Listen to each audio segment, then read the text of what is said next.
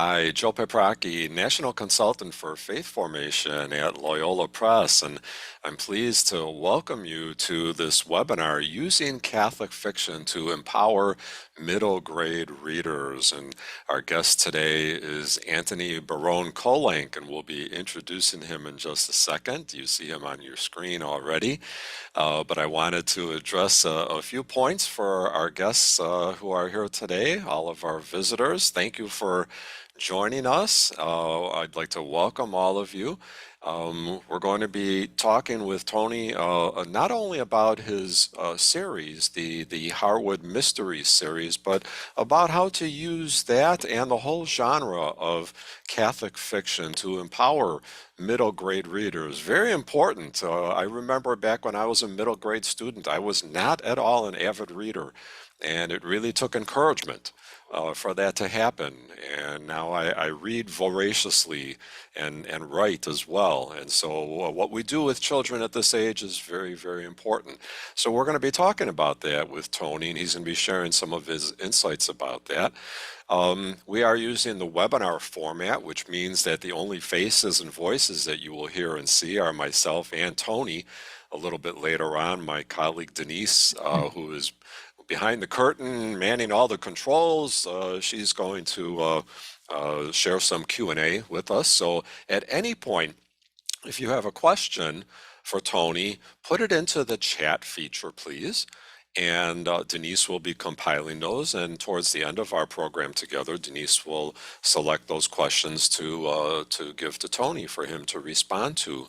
So this also means that your face and voice will not be seen on the screen at all, because this is a webinar format and not a meeting format. And then finally, the last thing to remind you of is that this webinar is being recorded. And so if there's something that you missed, or you had to leave early, or you just want to hear what Tony had to say again, or you want to share with other people, you'll be receiving a recording of this afterwards. And so without further ado, we're going to jump into our webinar today. And I'd like to tell you just a little bit about Tony, and then I'll let him talk more about himself. But Tony is retired after 21 years as a lieutenant colonel from the U.S. Air Force. Thank you for your service, Tony. He was a Judge Advocate General's Corps. And then after 21 years of doing that, he is now a law professor who teaches courses on constitutional and military law. And for our purposes here today, he is the author of the Harwood Mysteries. And there you also see a picture of his beautiful family. Welcome, Tony. Good to have you today. It is so great being here, Job. Thanks to Loyola for asking me to do the webinar. And thank you for writing the books for us. Tony, tell us a little bit more about yourself, and what is it that brought a military man and a law professor to write Catholic fiction for middle school children? Sure. Well, I am currently actually a professor at Ave Maria School of Law in Naples. And so I've been teaching at different law schools. I recently took this job at Ave Maria. Prior to that, as you said, I was in the military for 21 years as a lawyer.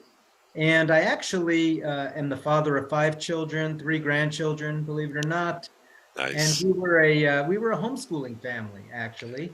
And so, we very much got into the education of our kids. And as our kids were getting older, especially I have 4 girls and a boy, especially my son, I was thinking when he was about 12 years old about, you know, uh, what would it be like to write a series for middle grade students, especially that kind of would take some of the spookiness and action of like a Harry Potter series and combine it with some history and things that we wanted to instill into our kids in our homeschooling curriculum, and also put it in with some very good religious themes about vocation and coming of age themes. What does God want from our lives and that kind of thing. And yeah, so that was how it started.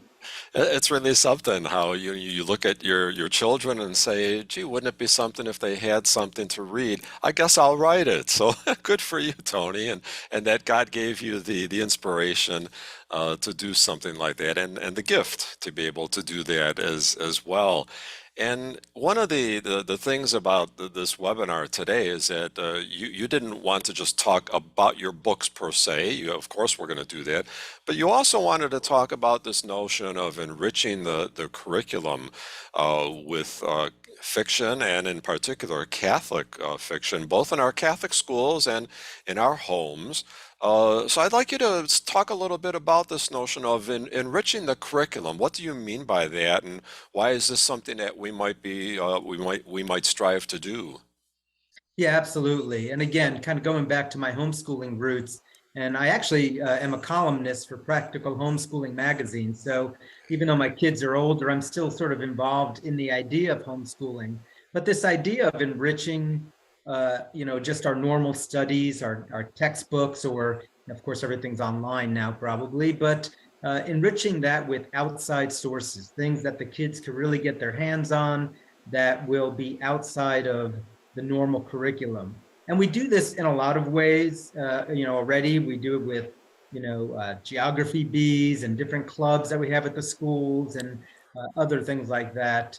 And of course, the National Catholic Education Association and other groups put out, standards for teachers. And, we're always trying to encourage, our teachers and our students to go and consult other things to be able to engage with the material, because frankly, the kids are just going to learn it better if they get engaged with it, if they are interested in it, and if they have the opportunity, especially to put themselves in the situation to write, to read, and so that's part of what I'm talking about here when I say let's enrich our social studies and our language arts and our religion classes with some other things that are maybe outside the box that you might normally think of. I know for me as a kid, you mentioned your own education. For me as a kid, I know some of our teachers, for instance, introduced me to The Hobbit by J.R.R. Oh, sure. Tolkien. And that was part of one of our English classes growing up. And I will say that that really led to a lifetime of me loving Tolkien, reading The Lord of the Rings, and Mhm. partly is probably responsible for me wanting to write a kind of spooky series like this too.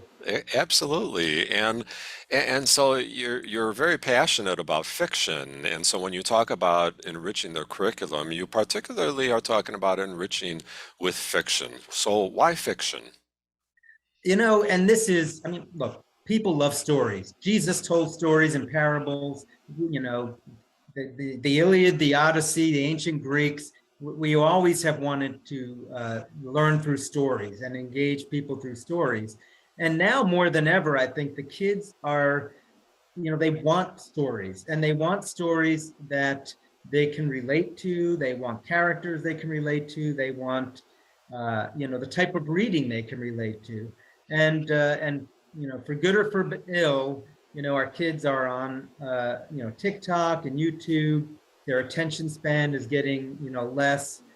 So we want to present them materials that they're going to be able to actually engage with, and they will read. We've seen that with Harry Potter, and that sparked a whole generation of readers, that series. And so, Absolutely.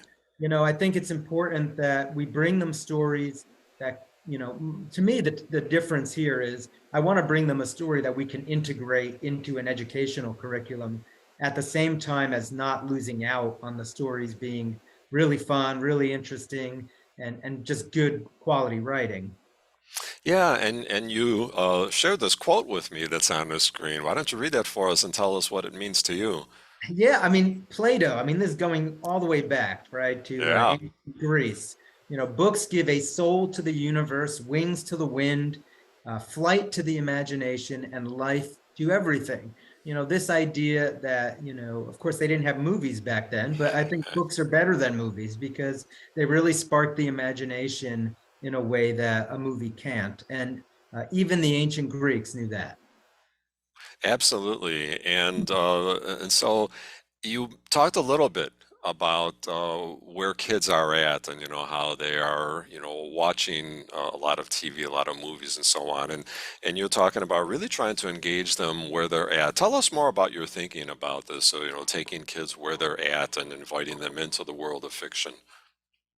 Yeah, I like I'm saying, having kids, knowing that, and even now I have obviously grandkids and nieces and nephews who are in the middle and high school years, and you can just see it. They don't have the same passion maybe as a few generations ago about reading the classics, for instance. They don't have, and of course we want to introduce them to the classics. We want them to read those things, but they're just a different generation. And if we want to reach them, if we really want to, find them in the things that interest them, and then try to bring the lessons, the themes, the history to them in a way that they will want to engage with it. I feel like we can harness, of course, all different kinds of media, but in this case, we can harness fiction because that does more than just introduce them to something they can watch. It forces them to engage their minds and their reading skills.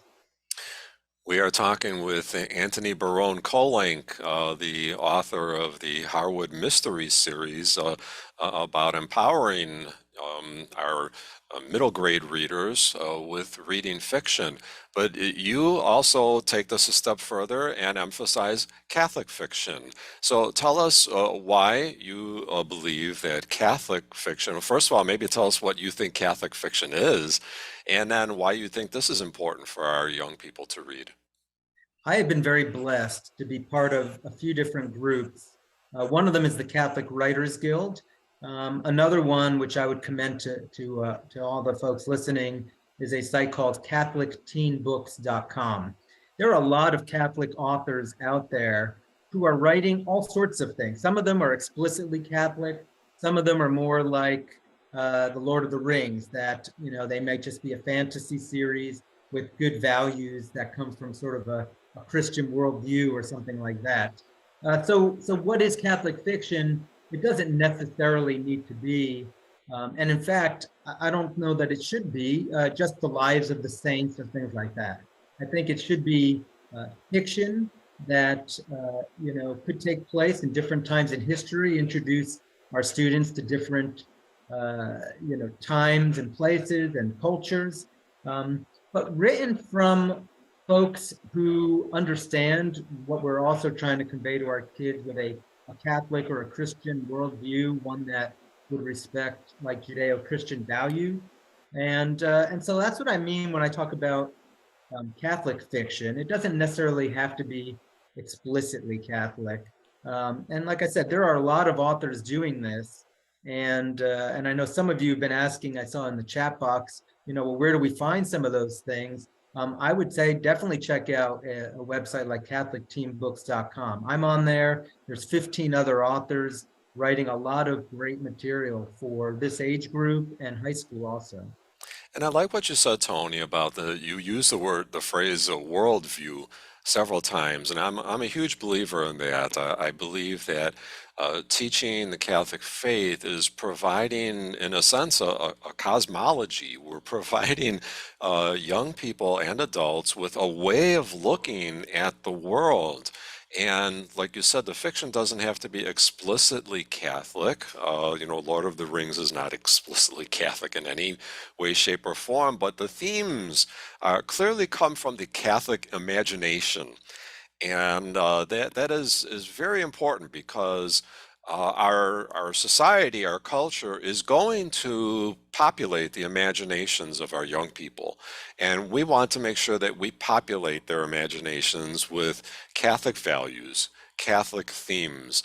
And fiction is one of the ways that this can be done. And this is, of course, the inspiration behind you writing the series, the Harwood Mysteries. So you talked a little bit, Tony, about how the series came to be, looking at your own children. If there's anything else you can add to that, but then also maybe embellish on what are your hopes for this series, for the children who will be reading this series? Yeah, I mean, my hopes are number one, that they're going to be entertained, engaged. The series has a spooky vibe, so perhaps a little bit, perhaps a little bit scared at times, which is why it's for ages 10 and up, because, little kids, we wouldn't want to scare them. Sure. But, I want them to be engaged and entertained, but I want them to, at the same time, and perhaps totally organically, to the plot, to the values that are in the books. I want them to also see, I think, modeled very good values, modeled the idea of looking at what does God want for me in my life, because that's the ultimate coming of age question that, frankly, I think all of us are doing at any age is, what does God want for me in my next chapter of my life? I mean, I ask myself that question still. And so I wrote the series in 12th century England, which I know we'll talk about maybe in a few minutes more, but it's a fascinating time in history. And so we've got, and I just love England, and we've got King Henry II, who is the king at the time. We're right between the Second and Third Crusades.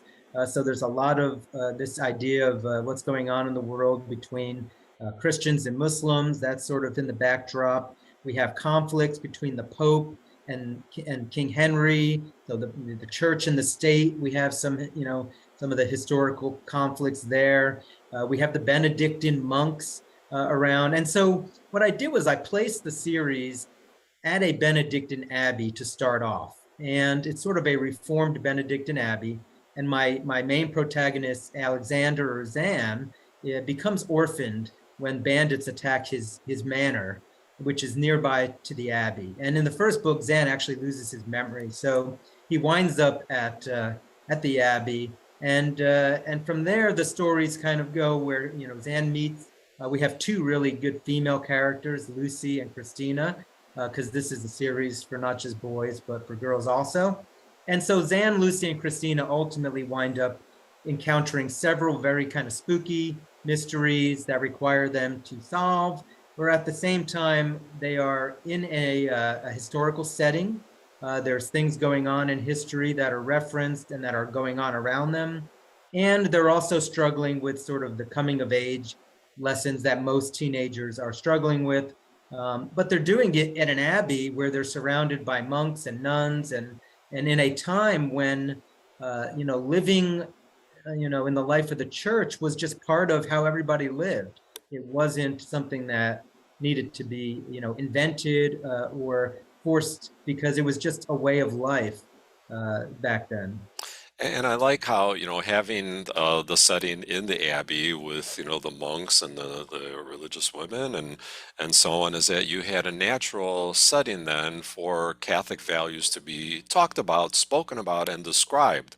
And so as you describe the life of the monks and the life of the nuns, and then you have conversation going on between Zan and the monks and Lucy and the sisters and so on. And so there's many of the conversations where the young people are a bit confused and they're trying to figure out, where to go. They go to these adult figures, and then they're getting the Catholic values, and so that's the setting that comes to us in the first book, The Shadow in the Dark. So tell us how the series then moves along. Yeah, so like I said, Shadow in the Dark introduces us to the world of Zan, if you will. That introduces us to life, in the 12th century, living as a serf, because Zan is a peasant, but he winds up around the monks. So you see that whole thing. And they have to solve this really spooky mystery in the first book about not only why are the bandits attacking the abbey, but also there's this kind of spooky angel of death like figure that's roaming around the abbey grounds. That is the Shadow in the Dark. But when we move to book two, The Haunted Cathedral, I actually start the book at the Abbey, but Zan and Lucy wind up traveling a few days from the Abbey to one of the major cities in England, both then and now, called Lincoln. And you can still visit Lincoln now. Lincoln Cathedral and Lincoln Castle are both large tourist attractions, and there's a lot of history that surrounds the cathedral in particular. And so book two, the spooky piece of book two is allegedly the cathedral was haunted by a little ghost of a girl, and so that's kind of the spooky piece. But what book two is really about is about forgiveness, because Zan encounters the bandit who ultimately was responsible for him becoming an orphan, and the bandit is repentant, but Zan does not really feel in a very forgiving mood for most of the book. And so book two really takes you through Zan's journey on the path of forgiveness. And at the same time, there's a lot of adventurous things going on. There's a hidden treasure. There's a lot of fun things going on in book two also. And what I like about the character Zan is that he struggles with many things. Like you said, forgiveness. It's not like he's this holier than thou, young man. He struggles with that. He doesn't want to forgive. He's got anger. He's got hurt. And I think our young people can appreciate that when they're reading about someone their own age because they struggle. And I'm sure you've watched your own children struggle with issues. Remember watching my children grow up and seeing them struggle with issues. And so I think that's one of the ways that, as I mentioned, he often then goes to find advice from some of the wisdom figures. Tell us about a few of the wisdom figures before we move on to book three. Yeah, and you're absolutely right. Zan struggles, and frankly, I wanted the series, although it is written from a Catholic worldview, I wanted the series to also reflect the realities of humanity. And we are all human. We are all making mistakes. We all sin. And so, yes, Zan struggles, but at the end of the day, Zan has a good heart, and he wants to do the right thing. And he has a few mentors. One of them is Brother Andrew, who actually becomes ordained in book three, so he becomes Father Andrew, and he's one of the monks. The nun mentor is Sister Regina, and she is wonderful, a very good mother figure. And both of them sort of mentor Zan through some of the difficulties that he encounters. They reflect sort of the best, perhaps, of us. But even Brother Andrew, we learn in book three, comes from a sort of a dysfunctional family situation. And so in book three, we even see that the mentors struggle a little bit too. And Zan sort of witnesses, some of the struggles of his mentor. And frankly, although again, the series is very much Catholic, I don't shy away from the fact that there were problems in the monasteries. There was corruption in the Middle Ages. Brother Andrew talks about that kind of thing, and we see it in the third book, especially with a monk who is semi-corrupt. And I guess, yeah, it's maybe a good segue to the Fire of Eden. I see Sure. you flipped me on that slide, There because we in the go. Fire of Eden, they go to attend Brother Andrew's ordination, and his family shows up with this jewel, and because he comes from a rich family, his parents actually, were very wealthy themselves, and he had to give that up, and they didn't like that, and so this jewel winds up on the scene, and it gets stolen, and the jewel's name is Eden's Fire because it's this Uh, fire, fire ruby, and in fact, Zan has to help solve the mystery of who stole the jewel that belonged to Brother Andrew's family. And book three is about pride, actually. And you talk about Zan struggling. Zan has so much success in the first two books solving mysteries. He gets a little full of himself in book three, and thinks that maybe God has really made him anointed to just be this great mystery solver. And Lucy really has to give him a few reality lessons on that as we go through the book. But yeah, book three is great because it introduces kids. There's a spooky on the cover there. You see this magician, kind of looks like Gandalf a little bit from Lord of the uh, Rings. But he's kind of this mysterious magician who lives near the Abbey. He's one of the suspects in the whodunit of who stole his jewel, yeah. at the Priory. And so so book three is a lot of fun. There actually are a lot of fun, quirky characters that I added in book three. And I let you mention the artwork on that book as well as all the others is just gorgeous. I mean, it really draws the young people in to want to open up and find out, who are these characters, the spooky characters, the kids. and so on. And I have to mention is before we go any further, you mentioned Sister Regina. That resonated with me because I grew up in a family that had a fair number of vocations, both priests and religious women. And there was a Sister Regina in my family. She was a distant cousin, and I remember I grew up in a Polish family, and she was always referred to as Sister Regina. So when I read that at first, I thought, oh, he's got a Sister Regina in here as well. But yeah, she is, of course, one of the wonderful wisdom figures. Um, and it brings us now to the fourth book. And then after we talk about this, we're going to broaden our horizons and talk about the genre in general and enriching the curriculum. But I just finished reading the fourth book. I got to hold it up in front of me, otherwise it disappears. And so tell us about the Merchant's Curse, Tony. Yeah, so the Merchant's Curse brings Zan back to Lincoln. And I forgot to mention, by the way, in book two, in Lincoln, Christina, that's where Christina lives. So while Lucy is sort of highlighted in books one, two, and three, Christina is introduced in book two, and book four is all Christina. Because in fact, Zan has some ideas that maybe Christina might be somebody that he might love. But he winds up in Lincoln working with his uncle, who he learns about his uncle in book two, and he becomes an apprentice to his uncle, who's a merchant. And Christina works, for the uncle also. And book four, though, is really a fascinating book. I think it's my favorite of the four, honestly, because I bring a lot of the characters and the plots from the other three books, and they all really, I think, are firing on all cylinders in book four. But what's going on in book four is this woman winds up cursing his uncle's business partner, and she seems like a witch. She's acting like a witch.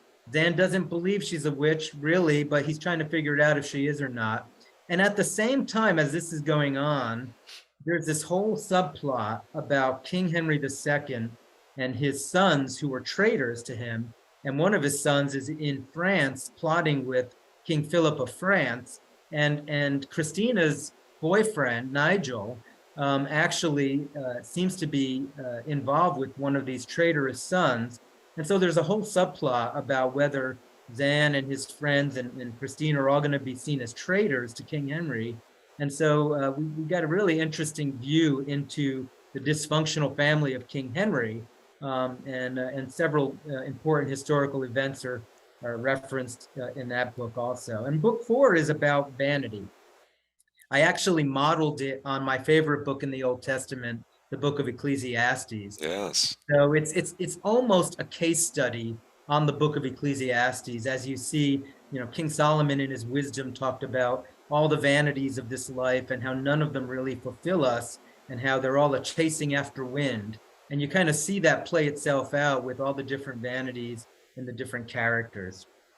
And so appropriate again for our young people who are discerning about what are the real values in life, what are the things they should pursue, what are the things that, and we need to help them learn what are things that are vanity and what are the things that are truly lasting. So thank you for the nice overview of the four books. And I want to remind our viewers that you can go into the chat at any time and to put in a question that you have for Tony. And in about 15 minutes or so, we're going to switch gears and just open it up for questions that you have. They could be questions about the Harwood Mysteries series. They could be questions about the genre of Catholic fiction, Catholic literature, and they can be about enriching the curriculum. And we're going to let Tony answer all of those questions in just a few moments. Not to put any pressure on you, Tony, but let's get back to where we started about enriching the curriculum. And you would like to specifically talk about several areas of the curriculum, starting with social studies, which resonates with me. I was a social studies teacher for one semester in my life before I became a religion teacher. So I wanted to be a religion teacher, but I also wanted to learn how to teach. So I went through the teaching program. I majored in theology and history, and my student teaching was in social studies. And since then, I've taught religion for the next 40 years. So you believe that social studies is one of the areas where the Harwood Mysteries can enrich. Tell us what you're thinking here. Yeah, and you can do this with any series, especially a historical fiction series. And I would encourage, teachers and parents who are homeschoolers to do exactly that. Find some great fiction from different periods in history and have the kids read that as part of when they're getting to that part of history.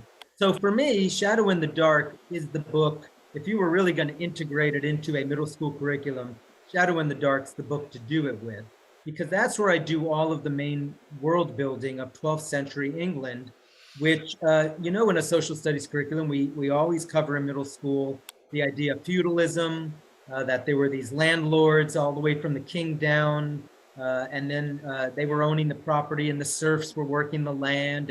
And Zan actually is, at the very lowest rung. His family is at the very lowest rung of that social order.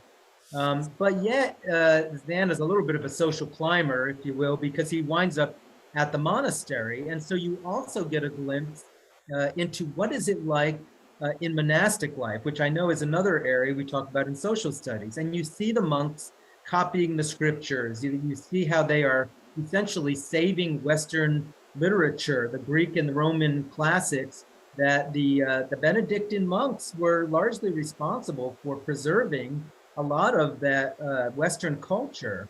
And you see all of that sort of play itself out as Zan goes from being this serf to then being without the monks, and then he meets some of the Lord Godfrey, who is one of the landowners, who is a suspect and that might be behind some of the attacks that are going on. And so you see how the manorial system works.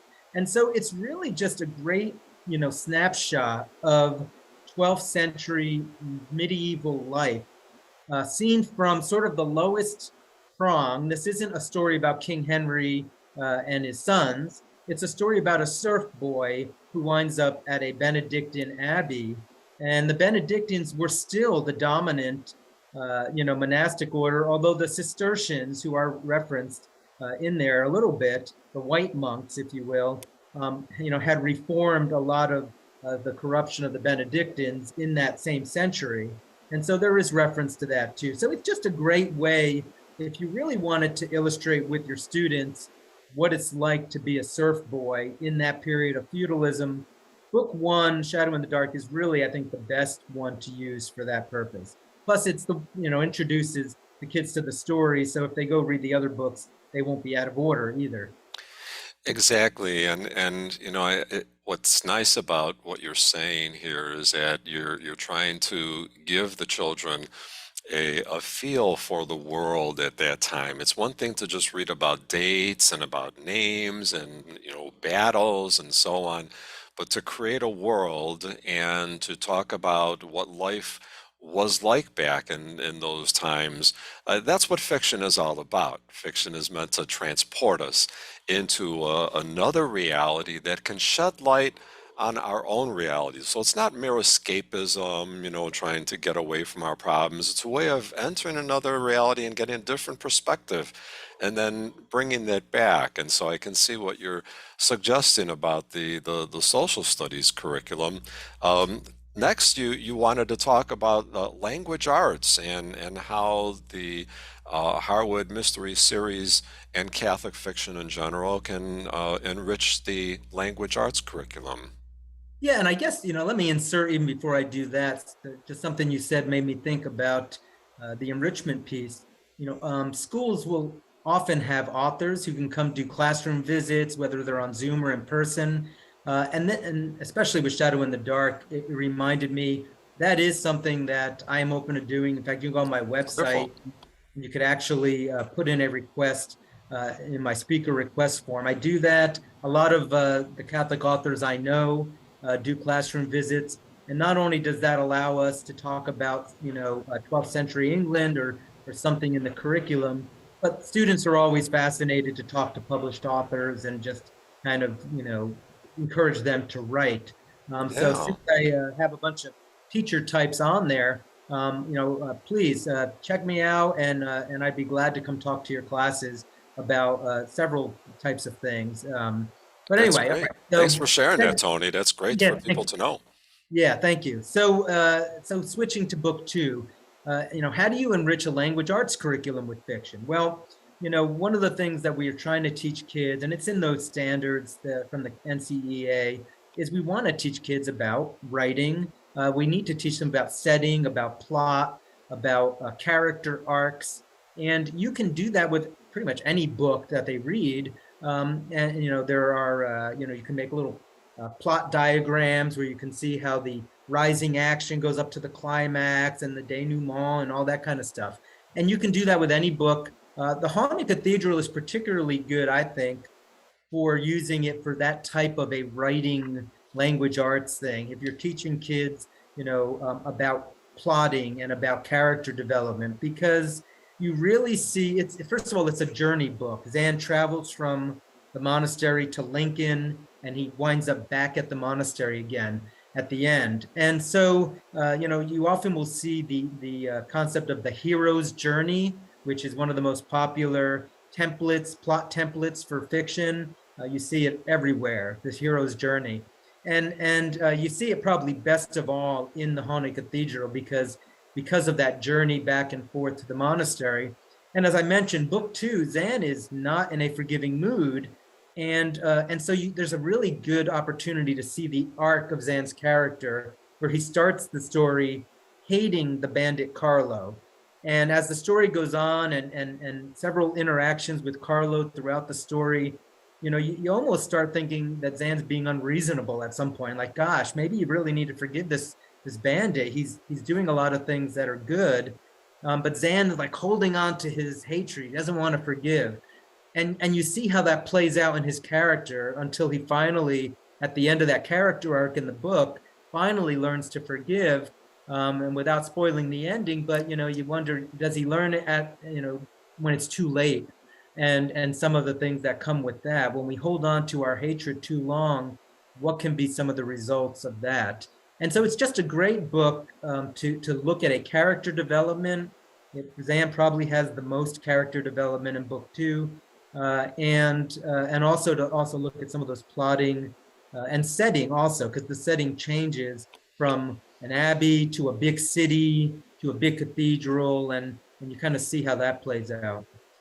And you really are setting the tone for. We're going to segue into the next topic, which is near and dear to my heart, the religion class. When you talk about character development and arcs, as part of language arts um, vocabulary, so to speak, and yet those are deeply theological and spiritual themes as well. That throughout our whole life we develop spiritually, we develop our character over time. And I like the idea of talking about an arc that, Zan's journey is takes a while. It's an arc. It's not just boom. We tend to think that conversion, repentance is, always like St. Paul, on the road to Damascus, and boom, it happens. And even if you read that story closely, St. Paul's journey, it took a long time for him to get up off of that, being knocked off his horse, and to actually begin preaching the gospel. It took years for him to really become the St. Paul that we know in the letters. And so that notion of an arc really gives us a good segue into the religion class, where you can talk about things like discernment and vocation and so on. So I won't steal your thunder. Tell us a bit about how this can enrich the religion curriculum. Yeah, but I have to comment on something you just said first, because Sure. as you were talking, I was thinking about, and I cannot take any credit for this. Loyola put together some amazing curriculum guides and other enriching activities for each book, and that can go with parents who are homeschooling or with teachers who are working with their students. And I think that needs to be part of an enrichment too. And a lot of the books today where they're thinking, hey, this could enrich, a lot of publishers are doing that, but I will say Loyola really did a nice job with that. So if anybody Thank you. does use the books for this purpose, check out the free enrichment guides that Loyola put out for them. Great, and I will share But those at the end. great. So yeah, book three, as I mentioned, Brother Andrew becomes a priest. That's sort of what's going on. And so the idea of vocation is very much in the background. But what's really also going on is book three kind of brings to a crescendo what's been happening in books one and two, which is Brother Andrew's been kind of trying to get Zan to think about becoming a monk and staying at the monastery. But at the same time, Zan meets his uncle, and his uncle's invited him to go to Lincoln and become a merchant's apprentice. So Zan is presented with a big vocational choice. Do I want to go into the world and be a worldly merchant, or do I want to stay at an abbey and become a religious monk? And Lucy is sort of presented with something similar, but you can see, but there's also sort of like this, are Zan and Lucy sort of made to, maybe they're called to the married life, and maybe they're going to get married one day because they clearly have an affection and a friendship for each other. And so book three sort of brings you finally at the very end of the book, both Zan and Lucy make their choices.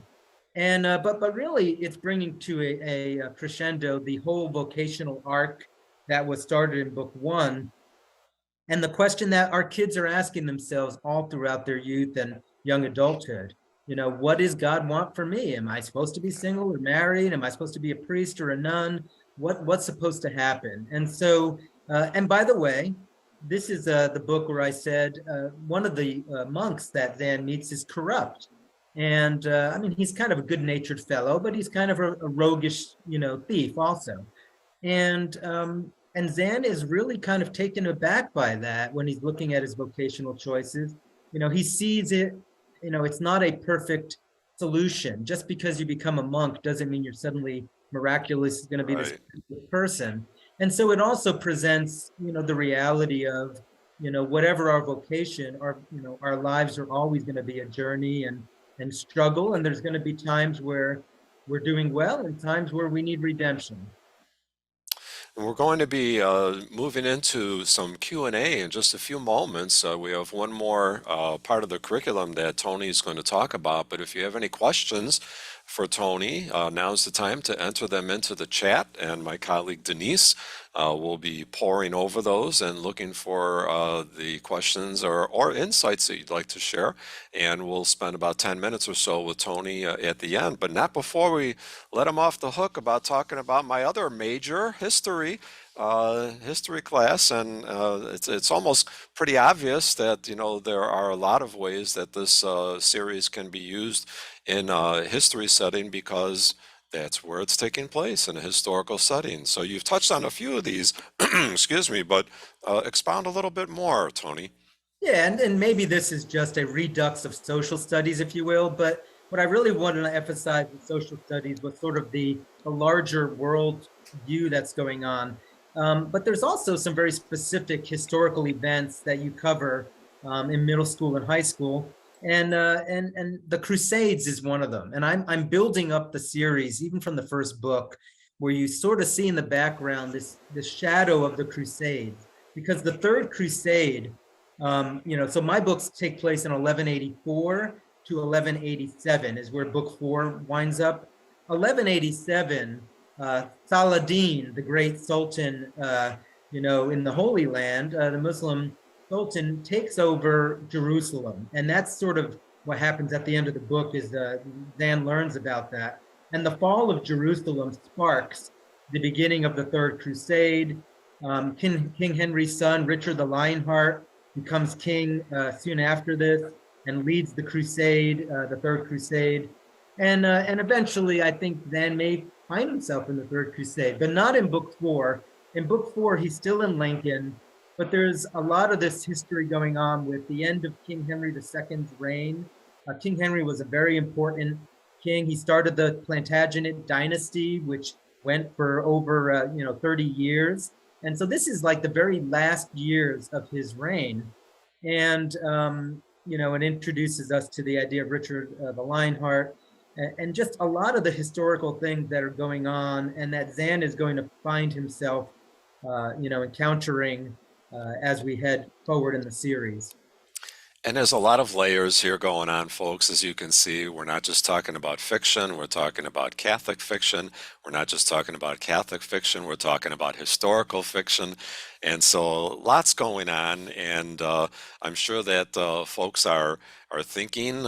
We have a number of teachers and principals and parents and folks who are joining us today who are ruminating on what you've shared, Tony, and have offered some questions or are offering them now. Please go into the chat and offer any questions that you have. But I'm going to invite my colleague Denise to step out from behind the curtain and tell us, and specifically Tony, if we got some questions for him. We do, and so let's start out with Jeannie wants to know if the books have to be read in a specific order. So you can read them in any order you want. You could even pick up book 4 because I wrote them so that the backstory would be built in. But as I always say, why would you want to do that, right? It actually is a chronological story. And so there are some spoilers in book 4 about what happens in some things in book 3 and in book 2. So in some ways, if you did read them out of order, you take a little bit of the a little of the mystery, but I didn't spoil everything. I did make them stand alone, but please start with book 1. It's the most logical way to do it. Great. Well, this is a comment from Robert that ties into a question from Pam. So Robert says he teaches 8th grade religion, and of course the religion curriculum at that year is church history. And he says he's doing an all-class read of Shadow in the Dark, which of course fits perfectly. And he recommends the series. So I share that one as compliments to you, Tony. Let me come talk to your class, Rob. That's awesome. Yeah. And then that ties in. I think Robert answered the question, but what other things would you have to say to Pam, who asks about if these books are too juvenile for 7th and 8th graders? Like, what's the reading level? No, they're not. Look, these books work on a lot of different levels.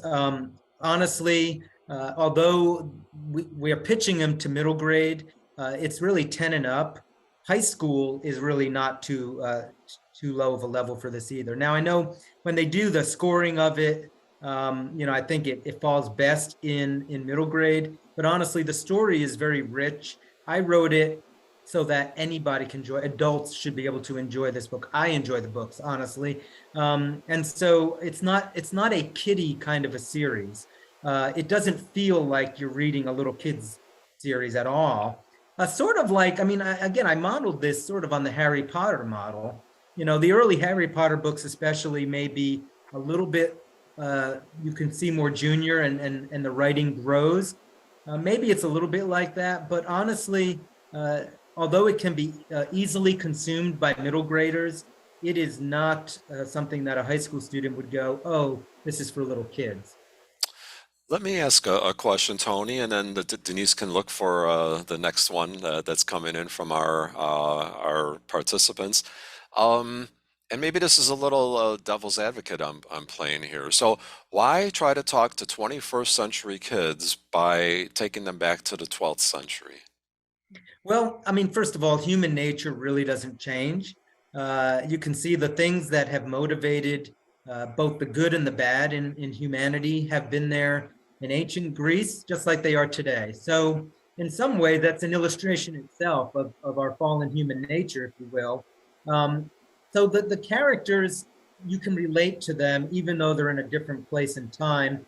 And I'll be honest, it is historical fiction. So I took a little bit of license here. The characters are more accessible, I think, to our kids today, than perhaps if truly a 12th century kid wrote the books themselves. I wanted them to be consumable by our modern readers. But no, I want them to be introduced to different concepts and historical events, but not to think that this isn't for them because I just can't relate to this kid at all, or to these girls. Christina is sort of a very kind of a worldly girl. She's beautiful, she knows it, and she's kind of spunky. Lucy is also beautiful, but she's also kind of a very holy girl, and she's drawn to a vocation. And so they also make a nice pair in sort of illustrating, the whole spectrum of our human, the way we relate as humans. Um, so there you go. Great. Thank you, Tony. Denise, any more? Sister Allison asks, how do you grapple with the Catholic teaching on witchcraft in the fourth book? Is it a fantasy style plot function, or are you talking about real witchcraft and demonic influence? Okay, so I'm glad you asked this question, sister. Thank you. I neglected to say, because it would spoil all the endings of my books. Right. But although, so if there are any kids around, get them out of here. Although the books all have a spooky vibe and a mystery, and they deal with, is this the angel of death? Is this a ghost in a cathedral? Is this magician, truly magical? And is this a real witch with a real curse? In reality, this is not a fantasy series, and so the resolution of the mysteries is very much grounded in the real world. It's a historical fiction series, not a fantasy series, but it almost kind of doubles as a fantasy series because of all these, spooky potential elements. I always think back of Scooby-Doo. Remember in Scooby-Doo, there was always something spooky, but at the end of the day, they pull it off and there's like a guy in a costume. It's not kiddie like that, but it's in that sense, where you can do that. But having said that, each of the books does grapple with some of the big picture concepts that Catholic teaching would grapple with. And I'll take book 4 as a good one, because there's a whole discussion in book 4 between Zan and another mentor, Father Philip, about, witches. What is this deal with witches? Is this even real? And Father Philip actually takes them on a little lesson of the Old Testament and King Saul and the witch of Endor.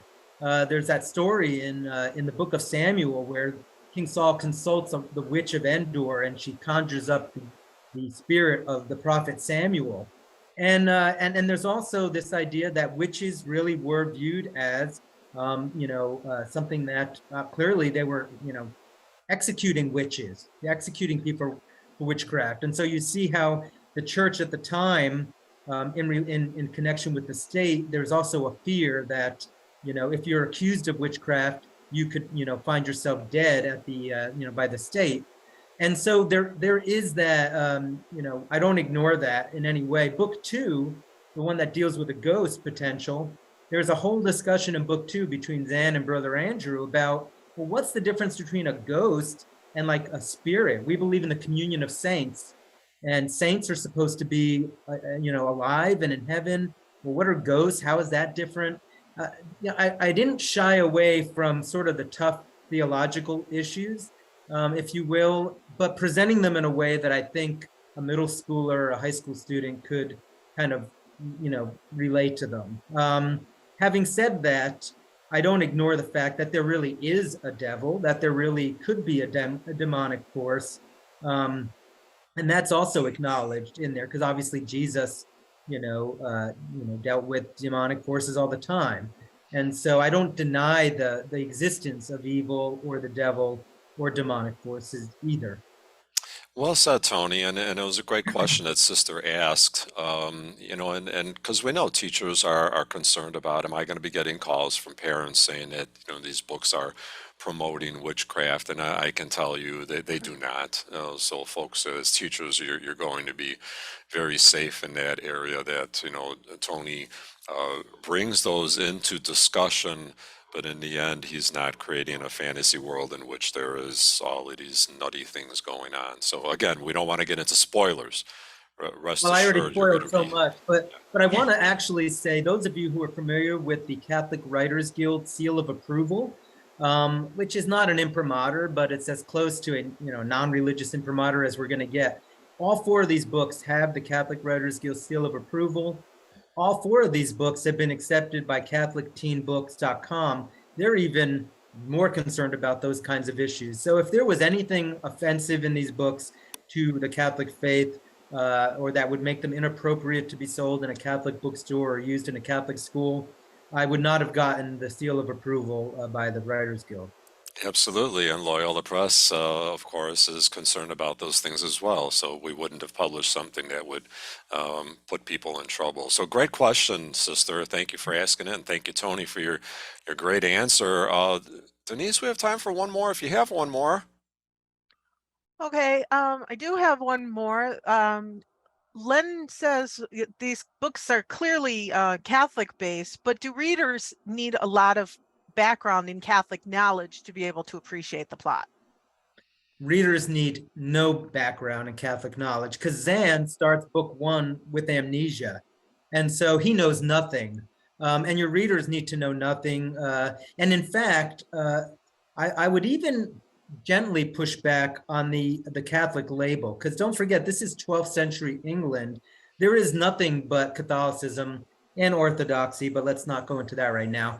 I don't talk about the Great Schism in these books, but there's no Protestants. And so I also wrote these books thinking any Christian reader, any Christian school, and frankly, any mainstream person could read them because they're ultimately historical fiction, but they're in a setting that just happens to have a lot of religious stuff going on around them. Kids do not need to know anything. I know a lot of our Catholic schools, some of the kids are not Catholic, and it might not even be Christian, perhaps. And while there is definitely Catholic themes and there is good, Christian world values that are definitely in the series, you could also approach it from, well, of course, this kid's living in 12th century England at an abbey. This is the kinds of things that, monks were talking about, and you can really just take it from a totally historical view if you wanted to approach it that way. Yeah, I think that's one of the nice tools that you used was his amnesia, Zan's amnesia, but also just this typical kid coming into the monastery that he's completely unfamiliar with. He has no idea, and so he and the other kids are always asking questions. What is this? What is that? It reminds me of my grandson. He's always, what's this? What's this? And so they're getting answers. So they're going to be asking the same questions that your readers will. So yeah, you don't have to have a degree in Catholic theology to read the series. That's for sure. Well, Denise, thank you for sharing the questions, and thanks to our folks for offering those questions to Tony, and Tony for answering them. Tony, I want to thank you for this time we've spent together. You gave us a great overview of the Harwood Mysteries series, but you also really helped us to think about enriching the curriculum, in particular social studies, language arts, and religion and history. And we appreciate that. And congratulations on this series. And I wish you very well with it. Your final thoughts. Yes, thank you. Well, the one thing I want to say is thank you to Loyola, not just for publishing the books and doing such a fabulous job with the artwork, the editing, the graphics, the whole stuff. Everything is top notch, and I really I can't say thank you enough. Great. Well, thanks for sharing that, Tony. And also want to let people know that you can get the books by a number of ways. One, the QR codes that are on your screen right now. There is a QR code underneath the picture of the books that will take you to the entire series. There is also a QR code to the right of the screen under that website that Tony mentioned, harwoodmysteries.com, where you will find all those extras that he talked about, ways of enhancing the teaching of the book and enhancing the curriculum. Of course, you can go to store.loyolapress.com, and you can go to our customer service, 800-621-1008, where during the work hours on weekdays, you will talk to a live human being, which is always a nice thing. And finally, just to remind you that the recording will be available soon at loyolapress.com. Tony, thanks once again for joining us. Thank you. And thank you to everyone for taking the time to be with us today. I'm Joe Pepraki from Loyola Press. Until next time, God bless.